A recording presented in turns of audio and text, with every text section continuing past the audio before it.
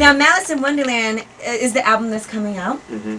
And I actually saw you perform recently with Redman and Method Man and all that. And did we do good? You did a fantastic job, yes. And I don't even go to shows that often. That's got to be a good show. But I was there that night. I got to see, I love Daz and Corrupt as well. You know me, I'm about love. I love and respect hip-hop, so anytime I try to throw a party, which is me being on stage is a party, I try to make it right for the people. When I knew I was coming to New York to the Nokia, I had to lace it with the right personnel and to make sure that the scene was set and the music was right. And I just wanted to leave my impression out here because me and New York have had a love-hate relationship, and it's been more love than hate. And I just wanted to show them that I love them. I don't never feel like I'm bigger or better than nobody. If it's somebody that I grew up loving, like Kwame, I always give him his respect, tell him how dope he is. And, I don't feel like I'm bigger than nobody. I grew up listening to this man, so I would be less than a man to say I don't like his music. I love everything about him, the polka dots, the dancing, the music. You was a fly player, and I told you the other day when you came to my show, I was like, nigga, you still fly, nigga. And that ain't no homo, nigga. Now, you know what? We talked about this on my show. We had like a host segment on this on the morning show. And we talked about the song that you did where everybody felt like you were going at Lil Wayne. And you felt like he wasn't, giving you, and a lot of people weren't giving you your proper respect. When they talk about like the greatest. A song about who? About Lil Wayne. It was like some song and everybody said, oh, he's going at Lil Wayne. I don't call niggas names out. You know me, baby girl. I'm Snoop Dogg. But not that you called his name out, but everybody's like, oh, that's If I got you ever heard a song I got called Pimp Slap? Mm-hmm. Where I went after Suge Knight? Yes, I did. If I got issues, I go after a nigga motherfucking head. Okay. I'm not finna shoot at your shoes or shoot at your spot where your baby mama at. I'm finna take your motherfucking neck off.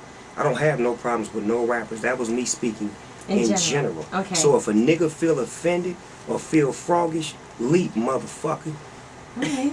Froggish. Now, that's where I'm at with it. So I don't never make diss songs. I make hit songs. I'm Snoop Dogg. I've been in it too long. I'm Uncle Snoop. And the thing is, when those feel like I'm directing the finger at them, come get at me. I ain't hard to get at them everywhere. Are there people that try to get at you that you just have to ignore, like it's not even worth it? Don't nobody get at me, baby. I mean, it's been a few suckers, some lightweight niggas that don't even have no clout, to where I don't even find myself getting into it with them. And I'm so far ahead in the game to where if I was to get into a battle with a nigga, he couldn't even fuck with me just because of the longevity I've been in the game. Right. It would be so exciting, though. You think so? Yeah. It I would love to hear it would you only like be that. exciting if it was a badass, fresh, new nigga, or if it was an old nigga like me that was still fresh.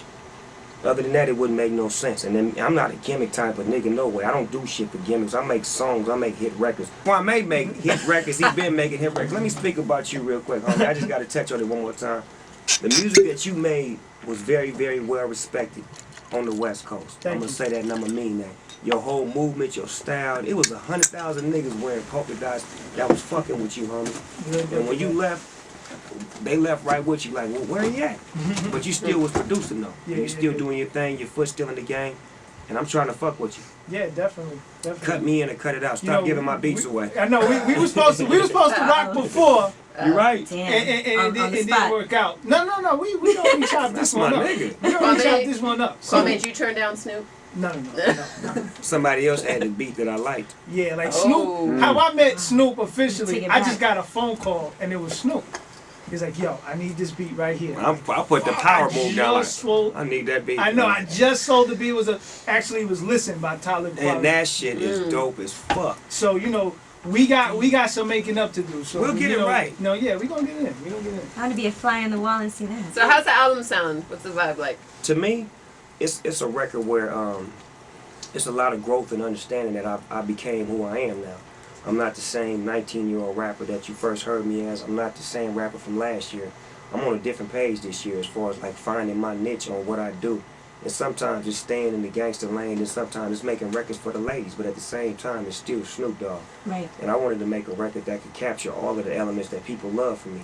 Some people love when I'm hard and I'm just rapping that ignorant gangster shit, and then the ladies love when I take my time and give them a nice record where I call them women and ladies, and I appreciate them and I love what they do. You cuddle. Yeah, exactly. I mean, it is what it is. I'm a human being, so I love a little bit of everything. So that's what the record is based on. And the title was given to me by Lilo Schifrin, the composer who composed Mission Impossible. I'm sure none of y'all know who he is. Kwame probably know who he is. I know. Yeah, he done Amityville Horror Score. He did Cool Hand Luke. Enter the Dragon. These are classic movies from the 70s where he did the whole score and shit. So He's ill. exactly. So he heard the album, then he named it for you? Nah. But when I got to working on my record, me and him met at a Grammy presentation where we both won an award. We went back to my studio, and he wrote me a song like notes for note, like not like a nigga would write you a song with words. That nigga wrote the song note for note, and then he played the shit. And when he played, he was like, "Snoop, I call this song Malice and Wonderland, and I want for you to call your album Malice and Wonderland." And I was like, Wow. that shit just, for a nigga like that to tell you that? Right. You have to. Is he Asian? Nah, he's like Italian or Spaniard or something. I mean, he's a big wig, like gigantic. I'm gonna have to look him up. And on that note, shots! Shots! I need a shot. Yeah.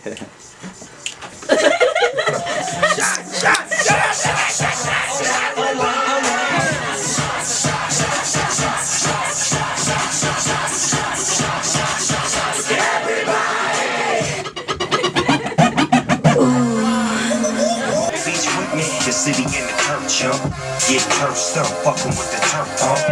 I'm geeked up, I'm on my tempo, turn it up, It So never are gets we. old to me when I see a legend, man. That's crazy. And he was very excited that you were here, Kwame. That's my man. Yeah, he loved you, Kwame. That's my man. Because he was like, you know, before they brought him in, they were like, who's in there, blah, blah, blah.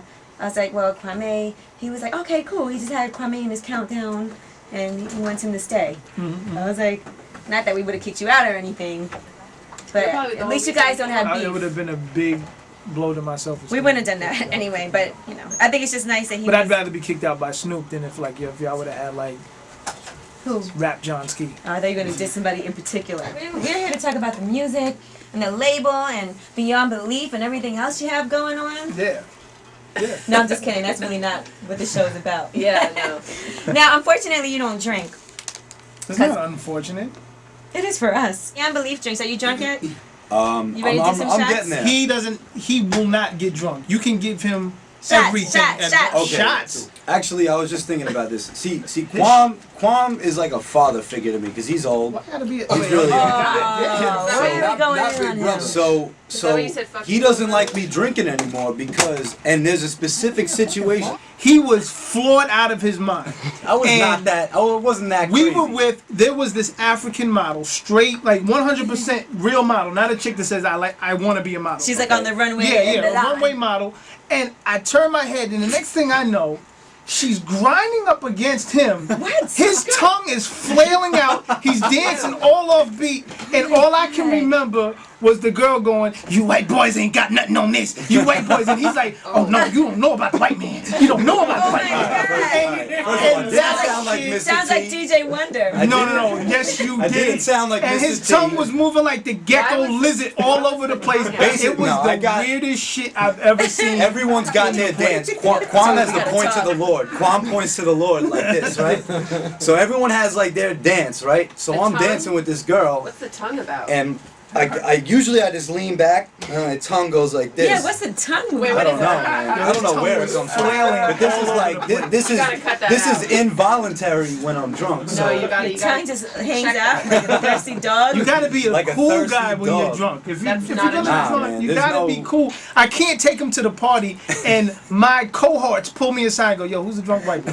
I'm like, "Ugh." That's my artist. That's embarrassing. Yeah, so That's he is beyond belief. banned That's from basically- drinking that's when we beyond go belief. out. Drunk beyond So belief. basically, I'm just an embarrassment. I wanna hang out with this guy in the club.